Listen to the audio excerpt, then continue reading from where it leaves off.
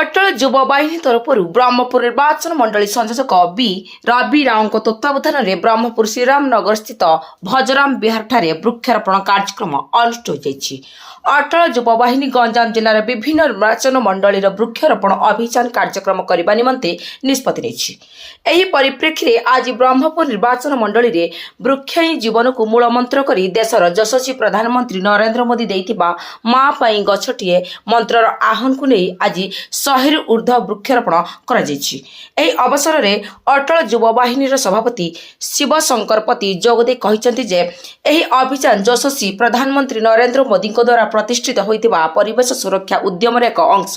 Jar मूल उद्देश्य होछि भविष्य पीढ़ी पई एक स्वच्छ और सुस्थ परिवेश तैयारी करबा।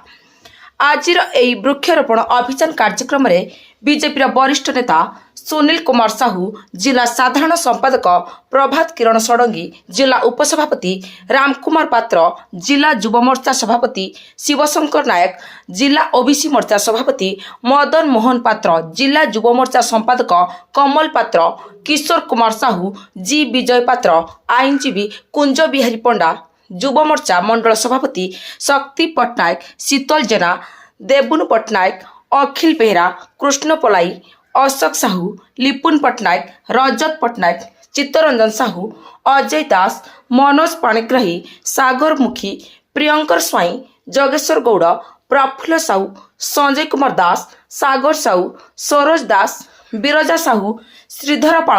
अमर साहू, भावग्राही पाल, धर्मराज पाणिग्राही, कृष्णचंद्र चौधरी प्रमुखों समेत बहु कार्यकर्ता उपस्थित थिले।